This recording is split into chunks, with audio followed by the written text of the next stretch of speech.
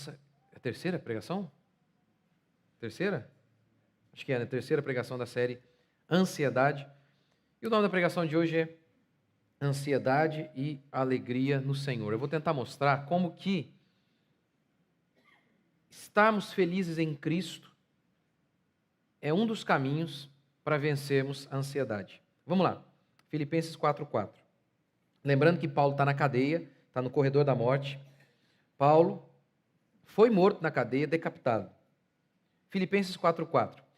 Alegrai-vos sempre no Senhor. E digo outra vez, alegrai-vos.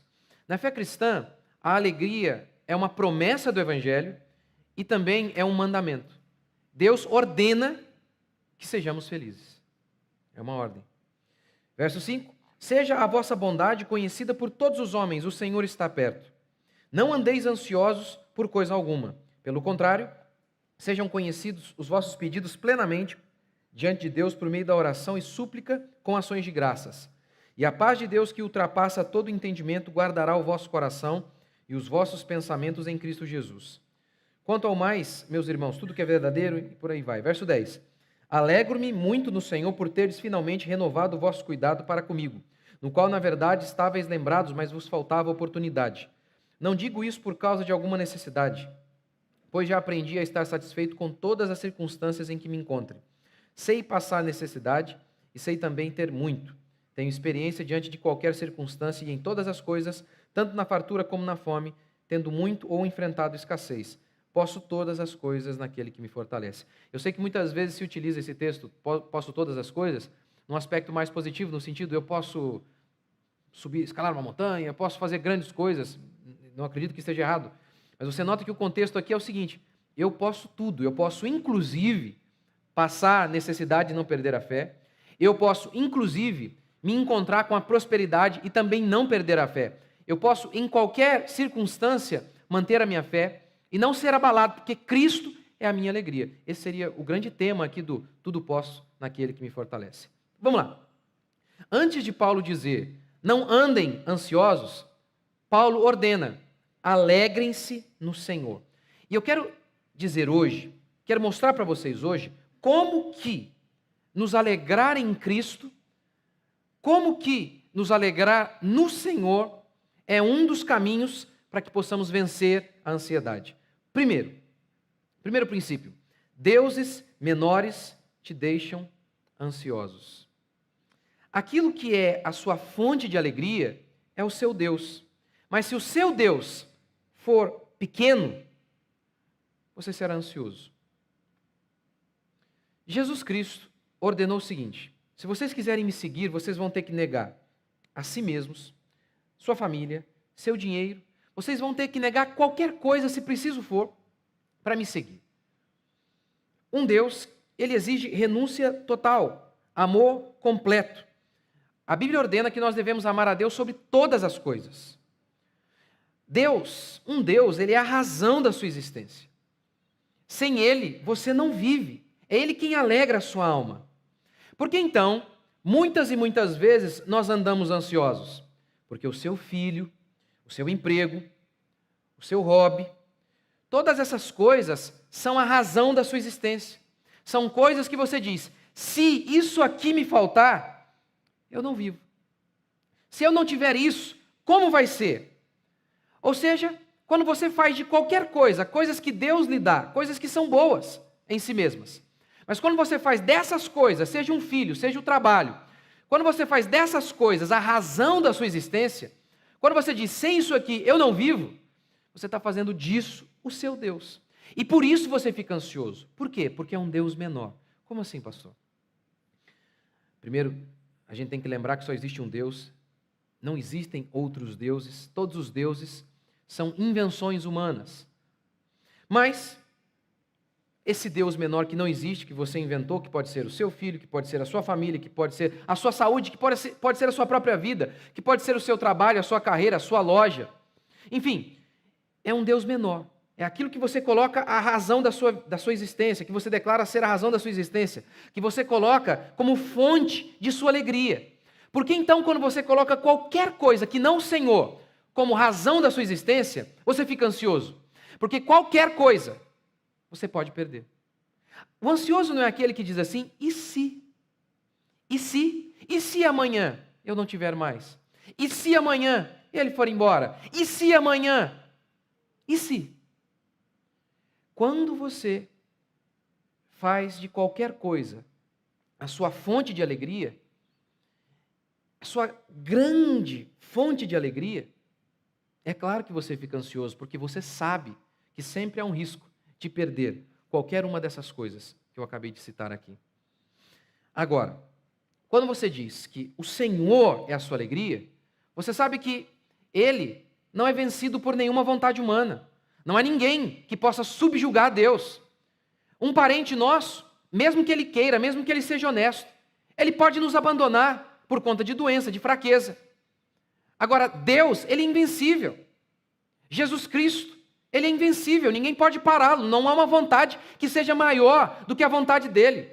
Muitas vezes a gente vai para um lugar e diz, ou tenta ir para um lugar e não deu, e a gente diz, não fomos porque motivo de força maior. Não há motivo de força maior em relação a Cristo. Ele é a maior força de todas. Ele é o poder.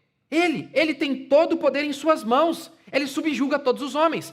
Portanto, primeiro, por poder. Segundo, pelo seu próprio caráter. Ele nunca vai abandonar o seu povo.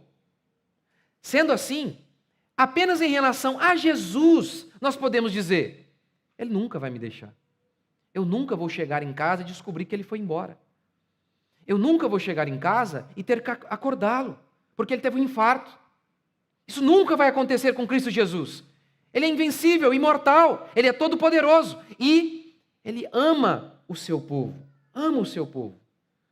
O ansioso diz, e se? Isso não existe com Jesus. E se Jesus me deixar? E se a vontade de Jesus não se cumprir? Isso não existe. Se o seu emprego é tudo para você, ele é a sua fonte de alegria. Perdê-lo significará uma desgraça total para você. Se a sua família é a sua fonte de alegria, perdê-la é o seu fim. Por isso, então, tendemos a ficar ansiosos quando depositamos a nossa esperança em qualquer coisa que não Cristo, porque sabemos que todas essas coisas são deuses menores, são deuses fracos, que não podem se garantir como o nosso Deus pode. Ele diz, eu estarei convosco todos os dias.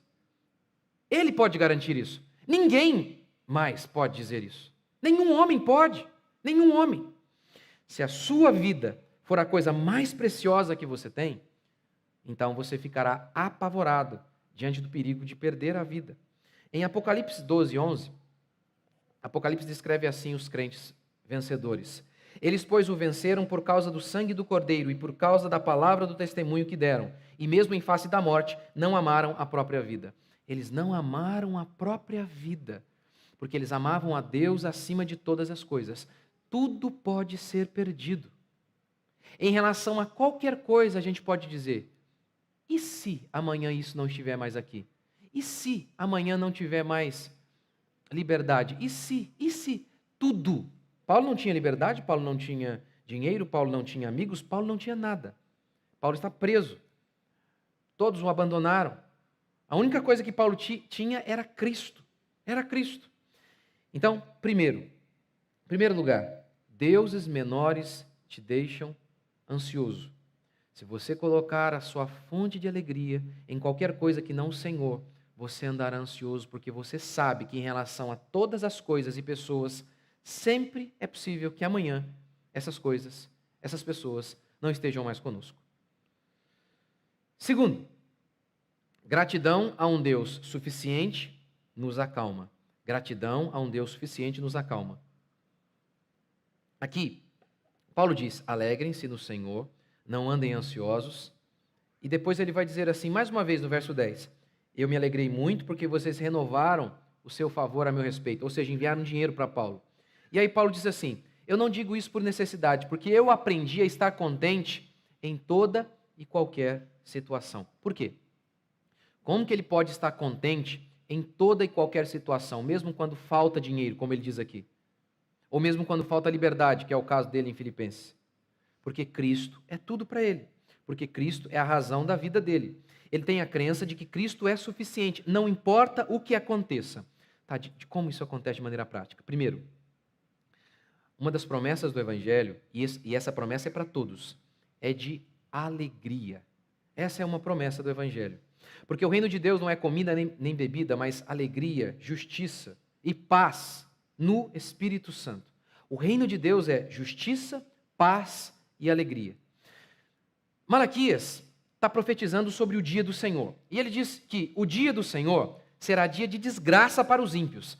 E aí ele diz o que será para os crentes. Mas para vós outros que temeis o meu nome, e aqui é Deus falando por meio da boca de Malaquias, desculpa. Mas para vós outros que temeis o meu nome, nascerá o sol da justiça, trazendo salvação nas suas asas. Saireis e saltareis como bezerros soltos da estrebaria. O dia do Senhor, o dia da salvação do Senhor para o seu povo, diz ele, será dia em que vocês vão saltar de alegria. Essa é uma das promessas do Evangelho. Jesus Cristo disse isso, que eu vim para trazer vida, e não apenas vida, mas vida em abundância. É promessa do Evangelho. Consolo. É promessa do Evangelho, paz na alma. Paz na alma. Cristo prometeu isso. Mesmo em meio àquele ambiente de perseguição, ele prometeu que o Espírito Santo viria, e um dos nomes do Espírito Santo é o Consolador. Ok. O ansioso diz, se eu perder isso, eu não vou ter alegria. O crente declara, se eu perder isso, Deus vai me dar aquilo. Se eu ficar sem isso, Deus, de alguma maneira misteriosa, milagrosa, miraculosa, Ele vai me sustentar. Se o ansioso diz, eu não sei o que vai ser de mim se eu perder isso, o crente, entretanto, declara, Cristo me é suficiente. Ele prometeu que vai ser consolo para a minha alma. Como diz o salmista, de banho e de gordura farta-se a minha alma, não o estômago, a alma. Eu não sei o que Ele vai fazer, mas Ele vai me consolar e Ele vai alegrar o meu coração. Essa é a crença do crente. Lembra também de Abacuque? Ainda que a figueira não floresça, o produto da oliveira minta, nos currais não haja gado, as ovelhas sejam arrebatadas do aprisco, todavia eu me alegrarei no Senhor. Olha o que ele está dizendo aqui. Lembra o que eu acabei de falar e eu tenho falado aqui? As palavras do ansioso são, e se? Ou, ainda que. Olha, pode ser ainda, e se eu perco, e se eu perder, e se eu perder. Mas a palavra do crente aqui é, ainda que eu perca. Ainda que eu não tenha isso, não tenha aquilo, ainda que todos me abandonem como abandonaram Paulo, ainda assim eu sei que de alguma maneira miraculosa, o Senhor, Ele vai alegrar a minha alma. O Senhor me é suficiente. O Senhor me é suficiente. A gratidão, esse espírito grato e confiante em Deus, de que Deus há de nos sustentar. Muitas vezes você fica profundamente preocupado com o negócio. Você pensa assim, e se eu perder, e se eu baixar o meu salário? Se eu não tiver o recurso? Aí eu não vou mais comer essa carne. Eu não vou ter mais esse carro. Aí esse carro e essa carne se tornaram um ídolo para você. Você fala, sem uma carninha com gordura no final de semana, eu não vivo. Se eu não tiver isso, se eu não puder fazer um churrasco, eu não vivo. E aí a gente lembra de novo de Deuteronômio. Lembra-te pelo caminho pelo qual te deixei passar no deserto, te deixei passar fome, para que vocês soubessem que nem só de pão viverá o homem, mas de toda a palavra. Então, essa gratidão a Cristo em saber, Senhor, eu não sei o que eu vou enfrentar, ainda que eu enfrente o pior. De alguma maneira, o Senhor vai me sustentar, e eu serei grato no pouco ou no muito. E aí então eu sei que a minha alma vai ser farta, mesmo que o meu estômago esteja na sequidão. Terceiro, desapego a coisas frágeis nos acalma. Desapego a coisas frágeis nos acalma. Uma definição de se alegrar no Senhor, de fazer do Senhor a nossa fonte, está aqui, ó. Paulo, 1 Coríntios 7, 29. Isto, porém, digo, irmãos, o tempo se abrevia. O que resta é que não só os casados sejam como se não fossem, mas também os que choram, como se não chorassem, e os que se alegram, como se não alegrassem, e os que compram, como se nada possuíssem, e os que se utilizam do mundo, como se dele não usassem. porque a aparência deste mundo passa. Ao longo da história, sempre existiram aquelas teorias de que o segredo da felicidade era não amar nada. O budismo prega algo mais ou menos assim. Não ame nada. Porque se você não ama nada, você não se apega a nada, você não tem como ficar triste. O sofrimento é justamente a ideia, dizem eles, de que você ama alguma coisa. Se você ama, então se você perde, você fica triste. Então, seja zero em relação às coisas, não seja completamente neutro. É óbvio que não é isso que Paulo está dizendo. Paulo está dizendo, case, como se não casasse. Compre, como se não comprasse. Paulo, aqui, ele está dizendo o seguinte, case e ame a sua esposa. Afinal de contas, ele ordenou isso em inúmeras outras passagens. Ame a sua esposa, mas lembre-se que amanhã pode ser que ela não exista mais. Compre e fique feliz quando você comprar. Como ele está dizendo aqui, ó, eu fiquei muito alegre quando vocês enviaram dinheiro para mim. Então, compre as coisas e fique feliz, agradeça a Deus, usufrua essas coisas. Mas lembre-se, pode ser que amanhã elas não existam mais. Pode ser que amanhã você não tenha mais nada disso. Então, ou seja, é quase como se ele estivesse dizendo assim, apegue-se desapegando. Ame não amando. Seja intenso no amor, mas sempre sabendo, pode ser que amanhã tudo isso vire pó. Tudo isso vire pó. Por exemplo, Jesus disse, não amontoem tesouros aqui nesta terra, onde os ladrões escavam e roubam, e a ferrugem corrói. É claro que Jesus Cristo não está proibindo que você tenha dinheiro, que você poupe. Isso iria contra toda a sabedoria do Antigo Testamento, principalmente Provérbios, e principalmente visto na vida de José. Mas o que ele está dizendo é, não coloque o seu coração nessas coisas. Não pense que é isso que vai lhe trazer segurança. Não vai, não vai. Não vai. Em Timóteo 6:7, Paulo diz assim, exorta os ricos que não confiem na instabilidade das riquezas. Porque muitas vezes a gente anda ansioso? Porque a gente deposita a nossa esperança em algo que é instável, que é o dinheiro. O dinheiro é instável, você pode tê-lo hoje, pode não ter amanhã. Mas não apenas o dinheiro. Muitas vezes você está instável aqui, ó, em suas emoções, porque você está fincado em um terreno instável. A sua fé está depositada em coisas instáveis. Você está em cima de coisas instáveis. Por isso, a sua alma também é instável. Você põe a sua fonte de esperança e de alegria no dinheiro. Você põe a sua fonte de esperança e de alegria numa pessoa. Aí, então, essas coisas são instáveis. Essas coisas são instáveis, elas mudam toda hora. Um dia gosta de você, depois não gosta mais. Um dia está com você, depois não está mais. O dinheiro é assim também. Então ele diz, ora, se você depositar a sua esperança em coisas instáveis, é óbvio que vocês também ficarão instáveis. E se eu perder a casa na praia? Deus vai trazer um ventinho na sua alma de outro jeito. E se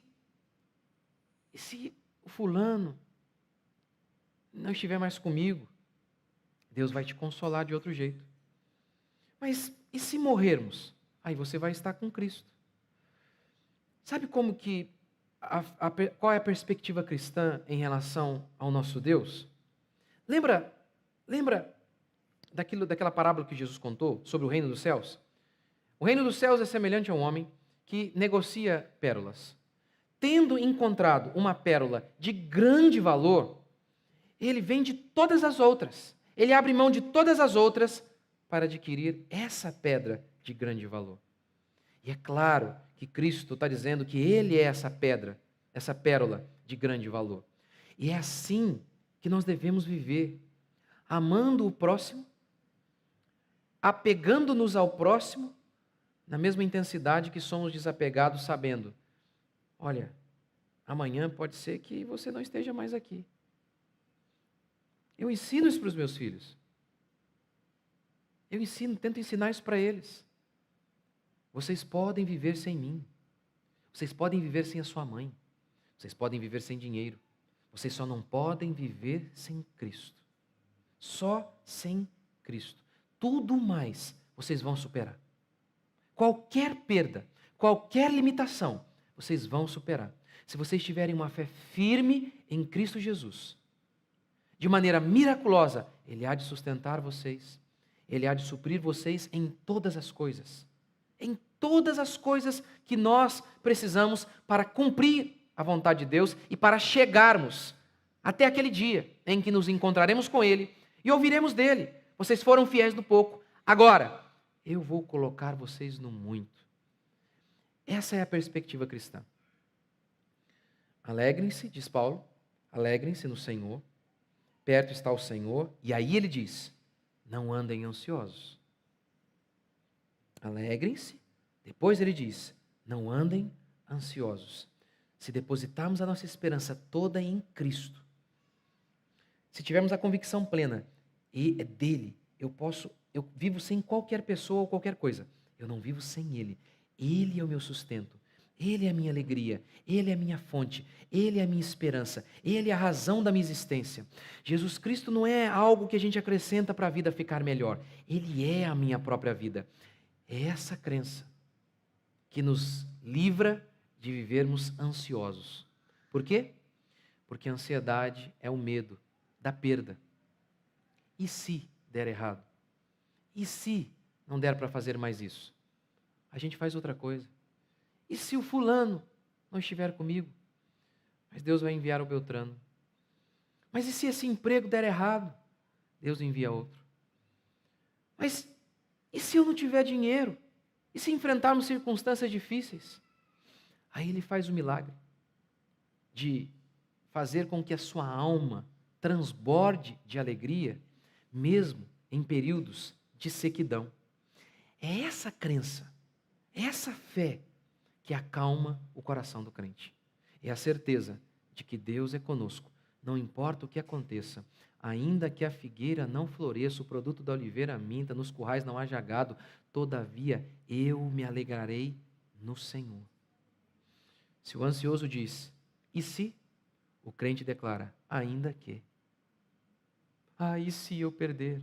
O crente declara, ainda que eu perca, eu ficarei de pé, porque o Senhor vai me sustentar. Você crê? Vamos ficar de pé?